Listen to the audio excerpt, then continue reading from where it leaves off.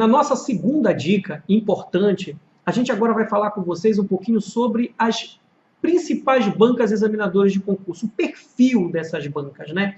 Então, o que acontece? Depois da gente observar que o candidato ele escolheu, né, o concurso que quis fazer, ele precisa se deparar agora com a banca que vai fazer. E a gente observa dois perfis de candidatos, né, professor? Tem aquele candidato, por exemplo, não se preocupa com isso, não liga para a banca examinadora que está fazendo, porque ele tem aquele método antigo de estudo, né? Ele pega os livros, né, doutrinários, qualquer livro doutrinário, começa a ler. Entretanto, tem aquele outro candidato, né, que se preocupa com a banca e, em razão dela, ele começa a trilhar os seus estudos. Qual desses candidatos, professor Hugo, esse está mais direcionado mesmo para lograr êxito aí no concurso? O candidato ele deve ter a máxima atenção de conhecer o perfil da sua banca. Eu sempre digo isso. Se você não conhece a banca que está realizando aquele concurso, você já sai perdendo. Você já sai perdendo. Vou dar exemplos práticos. Imagine, por exemplo, quem já faz concurso público aí tem essa experiência, mas você começa a conhecer a banca. Por exemplo, a Fundação Carlos Chagas. É uma banca nitidamente que cobra letra pura da lei. Então não adianta, por exemplo, o candidato chegar a uma livraria, comprar livros doutrinários, livros que fale de jurisprudência, que traga aspectos controvertidos. E acontece muito, professor Paulo, às vezes nós temos estudantes que fazem o nosso curso aqui e são da área de direito. Então querem estudar por livros de doutrina pesada. Então, pessoal, não faça isso. Você vai ter grande dificuldade. Por quê? Porque você precisa conhecer a sua banca. Você precisa saber o perfil da sua banca. A sua banca gosta o quê? De confundir o candidato? Trocar o conteúdo de um inciso por outro? Quais são os fundamentos da República Federativa do Brasil? Muitas bancas, desculpem, eles pegam os objetivos e trocam pelos fundamentos. Quer dizer, você tem que estar preparado para isso. Poxa, professor, eu li o artigo, entendi direitinho, mas chegou lá na hora, eu não lembrei se o conteúdo dos objetivos, eu não consegui lembrar se eram os fundamentos da República Federativa do Brasil. Então não vai adiantar seu estudo, porque você precisa conhecer o perfil da banca. Tem banca que gosta de cobrar substituindo o conteúdo de um inciso por outro.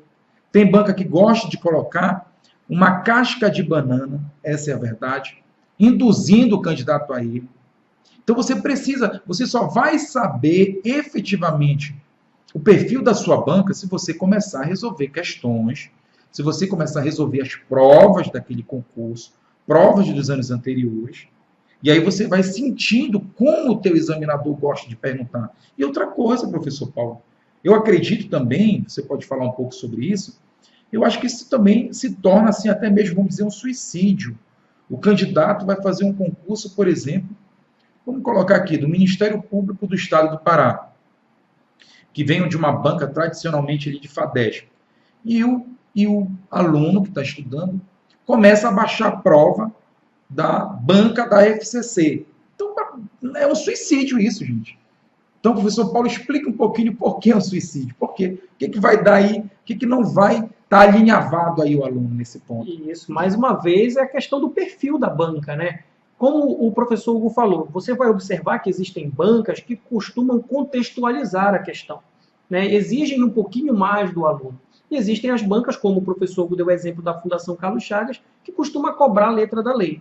Então, se você baixa, de repente, uma série de questões de bancas que costumam contextualizar e você está fazendo uma prova cujo perfil da sua banca é letra de lei, você vai ter um grande problema, vai se complicar, entendeu? Por quê? Porque não é o estilo de prova, né? Não é o estilo de prova daquela determinada banca. Então você tem que buscar resolver as questões que sejam atinentes àquele perfil daquela banca. Então isso é muito importante. Observar essa banca examinadora, como ela gosta, né, de fazer prova. Será que ela gosta de exigir do aluno, como, por exemplo, a CESP, né, uma ESAF da vida? Então, essas bancas elas já costumam a cobrar um pouco mais, exigir um pouco mais do aluno, e aí ele vai precisar um pouquinho de conhecimentos mais profundos. Entretanto, se você faz uma prova letra de lei, aí você direciona o seu estudo de forma completamente diferente. Você precisa ir mesmo na letra fria da lei.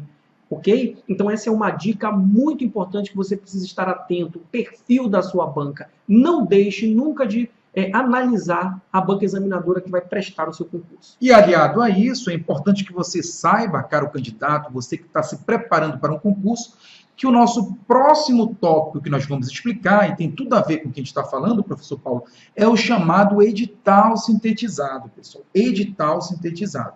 No próximo bloco, nós estaremos apresentando para você o que é esse chamado edital sintetizado.